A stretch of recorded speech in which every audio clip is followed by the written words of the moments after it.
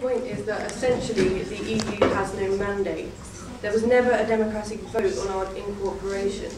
And so in terms of securing our country as a safe democratic system, the EU, as an extremely powerful and unchecked institution, is undemocratic and it's unrepresentative.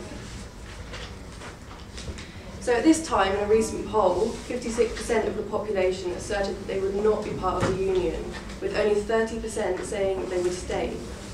Our continued inclusion is actually undemocratic and it is unrepresentative.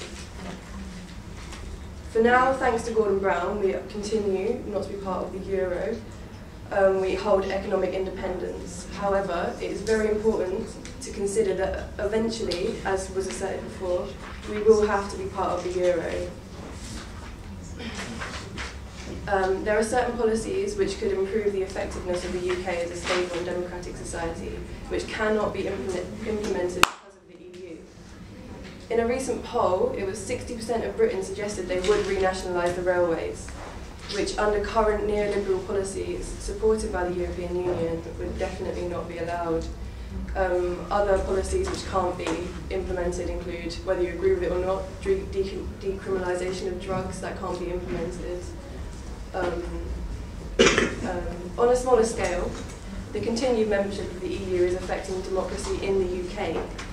The emergence of pressure group style political parties, being UKIP, is pushing Britain's moderate voters to abandon some of their traditional views and move towards right-wing parties which held hardline views on Europe. UKIP is now the third largest party in the UK, and though their paramount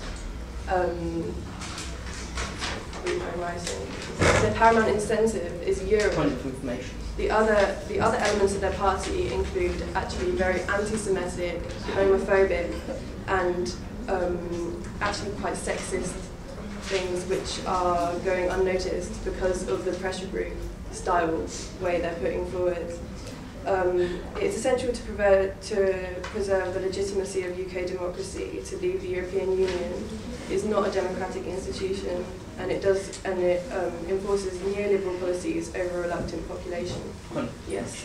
You said that the EU is not democratic. However, MEPs are elected and they represent boroughs and areas. How does this not establish democracy on a larger scale?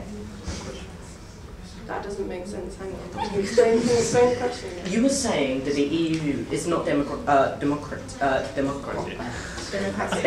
and doesn't represent or account people. However, MEPs are elected and they represent people in an area. MEPs don't stand. Yeah, but it's undemocratic because we never voted to be in it. It has no mandate. You can vote for it. You can vote for your MP to stand in the EU, but that doesn't mean that actually the EU holds the lowest voting electorate in any election that we hold in this country. So it doesn't matter whether you vote for it. The fact is that we never voted to be in it in the first place. So you can vote for it, but it doesn't make any difference. Thank you.